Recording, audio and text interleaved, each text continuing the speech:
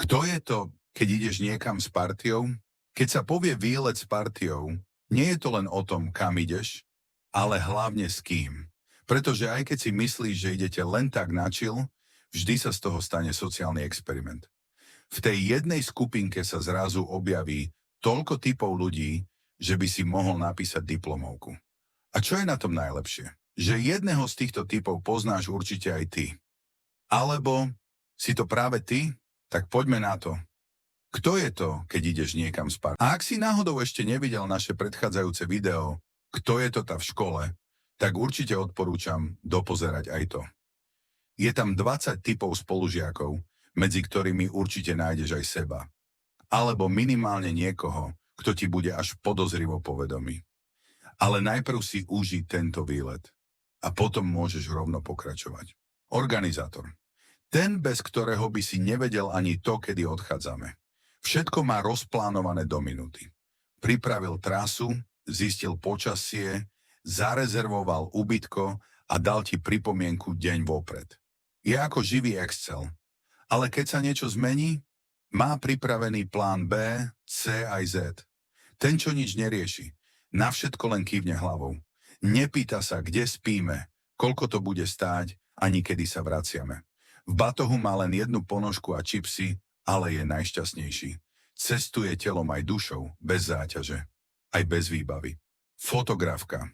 Má foťák drahší ako auto a pri každom západe slnka si lahne do blata, len aby chytila ten záber. Má na Instagrame 4000 followerov, ktorých zaujíma tvoja tvár len v pozadí. Ty si len kulisa a každá minúta sa končí. Počkaj ešte jednu. Večne hladný, jeho žalúdok má vlastný čas. Raňajky o 7, druhé raňajky o 8 a do obeda 4 sneky. Ak niečo zjesť nemôže, je nervózny. Ak ho klmiš, je tvoj najlepší kamarát. Je schopný presvedčiť 10 ľudí, že naozaj už dlho nejedli. GPS expert. Jeho orientácia je ako GPS bez signálu. Tvrdí, že pozná skratku, ktorá je o hodinu dlhšia. Ale nevadí, vždy to povie s istotou. Nikdy neprizná chybu, len premení blúdenie na objavovanie. Ten, čo zaspí všade, v autobuse, pri stole, na zemi, na kameni, má dar zaspať v každej situácii. Znie to ako super schopnosť, ale keď ho treba zdvihnúť po túre, už nie je taký zlatý. A večer o 8 už odfukuje ako bager. Selfie závislák. Hlavná priorita, ako vyzerám. Druhá priorita, kde stojím. Tretia, kam ideme. To je jedno. Na každom kroku sa fotí, kontroluje, upravuje, taguje. Je ako mobilná galéria, ale len pre seba. Panikár. Neustále kontroluje, či máme všetko. Videli ste môj mobil? Kto má mapu? Počkajte, kde je Zuzka? Jeho nervozita sa prenáša na celú skupinu. Ale paradoxne práve on zachráni výlet, keď sa niečo pokazí. Zabudol všetko. Každý výlet je preňho prekvapenie. Zabudne si fľašu, bundu, nabíjačku aj ponožky. Ale má talent. Vždy sa niekto nad ním zľutuje a požičia mu veci. Je majster improvizácie a z ničoho si nič nerobí. DJ skupiny. Bez neho by to nebolo ono. Reprák má v ruke, playlist má pripravený a nehanbí sa pustiť rovnakú pesničku 5 krát po sebe. Nálada vďaka nemu stúpa alebo padá podľa vkusu. Ale hej, hlavné je, že hrá. Filozof. V tichu prírody sa v ňom prebudí životný guru. Zrazu začne hovoriť o duši, energii a vesmíre. Nikto mu úplne nerozumie, ale všetci ho počúvajú. Má ten hlas, čo ťa donúti zamyslieť sa. Aspoň na sekundu. Ten, čo sa stále pýta, kde sme. Na začiatku výletu nevie nič. Počas neho sa len pýta. A teraz kam? A tu už sme boli? Žije v prítomnosti tak silno, že zabudol aj minútu dozadu.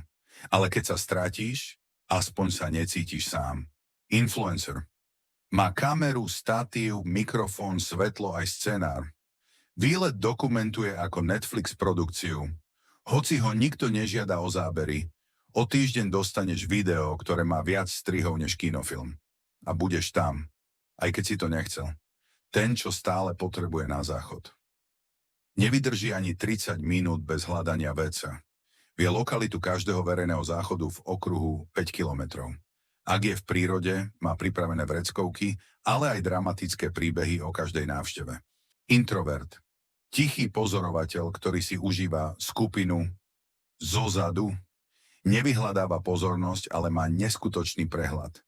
Jeho hlášky prídu nečakane a zasiahnu presne. V tichu má najväčšiu silu. Pohodák. Nevadí. To zvládneme. Poďme čilovať. Tento človek je zen. Všetko je pre neho fajn, nič ho nerozhodí. Aj keď meškáme 3 hodiny a autobus ušiel, povie len, tak sme aspoň spolu. Triedny klaun. Už cestou rozpráva vtipy, na mieste robí scénky a večer hrá divadlo. Kde sa objaví, tam je show. Nikdy nie je ticho, ale jeho energia drží skupinu pohromade. A občas preženie. Adrenalínový maniak. Z každého výletu spraví výzvu. Poďme zliesť ten svah. Skúsime to bez lana. To nič, len 15 metrov. Všetci sa boja, on sa smeje. A nakoniec všetci idú za ním, aj keď nechcú. Ten, čo nič nepočul, neustále mimo. Čo sme sa dohodli? Kedy to bolo? Ja som o tom nevedel. Ak niečo počul, tak si to zle zapamätal. Ale je srdcom pri veci, len jeho uši. Nie. Náhodný hosť. Nikto nevie, ako sa dostal do skupiny. Nespomína si ho ani organizátor. Ale zrazu vie meno tvojho psa a pečie ráno palacinky. A keď sa výlet končí, všetkým chýba najviac. Rekapitulácia. Na výlete sme stretli týchto 20 typov ľudí. Organizátor. Ten, čo nič nerieši. Fotografka. Večne hladný. GPS expert. Ten, čo zaspí všade. Selfie závislák. Panikár. Zabudol všetko. DJ skupiny. Filozof. Ten, čo sa stále pýta, kde sme. Influencer. Ten, čo stále potrebuje na záchod. Introvert. Pohodák, triedny klaun. Adrenalínový maniak. Ten, čo nič nepočul. Náhodný hosť. Tak čo, našiel si medzi nimi niekoho z partie? Alebo si to bol celý čas ty? Každá skupina má týchto ľudí. A možno aj viacerých v jednej osobe. Ak sa ti video páčilo, hoď like. Napíš do komentára, ktorý typ si ty a nezabudni dať odber, lebo ďalšie, kto je to, videá sú už na ceste. Zdieľaj to s kamošmi a sleduj, kto sa v tom nájde. A ak si ten DJ alebo je ten organizátor, vieme, že si už pripravený aj na ďalší výlet.